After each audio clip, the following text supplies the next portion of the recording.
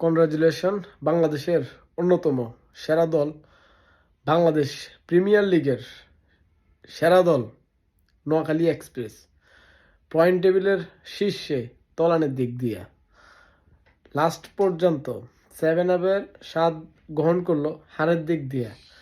এই অবস্থা নিয়ে এখন সবার আগে বাদের খাতায় নাম দিল নোয়াখালী এক্সপ্রেস। যদিও এই টিমটা রাজশাহীর ছিল, রাজশাহী মালিকানাধীন নোয়াখালীর নামে টিমটা পরিচালনা করছে এবং কি চেয়েছিল নোয়াখালীবাসীর মনের প্রাণের আশা বিপিএল একটা দল নেবে, সেই সৌভাগ্য তাদের ছিল না। অনেক কষ্টের বিনিময়ে সেই নামটাকে বেশি হাই ভাইরাল করে ফেলছিল যারা নাকি তাদের সামর্থ্য হয় নাই টিমটা কেনার জন্য। লাস্ট পর্যন্ত রাজশাহীর হৃদয়বান ব্যক্তি এই নোয়াখালী এক্সপ্রেস নামে একটা টিম কিনে, সেই টিমটা কেনার পরে আমরা একের পর এক তাদের মানে নাজেহাল অবস্থা দেখতে পারছি। তার টুর্নামেন্টের একদিন আগে আমরা যখন গদা সুজনের যখন প্র্যাকটিস ম্যাচের কিছু গল্প কইল, তখন আমরা রেডি বুঝে ফেলছি যে এই টুর্নামেন্টে তারা কি করতে যাচ্ছে।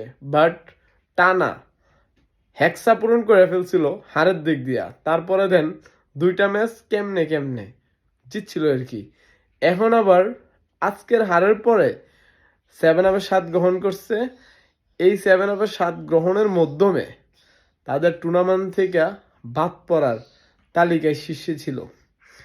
এই পর্যন্ত ছিল এই 25-26 মৌসুমের বাংলাদেশ প্রিমিয়ার লিগের নোয়াখালী এক্সপ্রেসের অর্জন। আর বাকি সময় বাকি সিজনে আবার দল পাবে কিনা সেটা নিয়েও কথা আছে।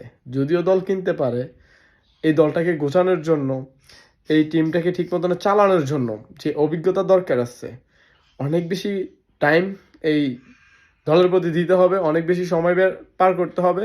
তারপরে দেন চ্যাম্পিয়ন দলদের সাথে প্রতিযোগিতা করতে আসতে হবে। তাছাড়া যেইভাবে চলতেছে, এইভাবে চলতে থাকলে কয়শো বছর লাগবে ওই যে বড় টিমদের সাথে কম্পেয়ার করা সমান হইতে, এটা বলা যাচ্ছে না। কারণ এখনো তো জয়েরই মুখ দেখে নাই। আবার বড় বড় টিমের সাথে কম্পেয়ার করা এটা শুধু মুখের দ্বারাই সম্ভব, বাট কাজটা অনেক কঠিন, যেটা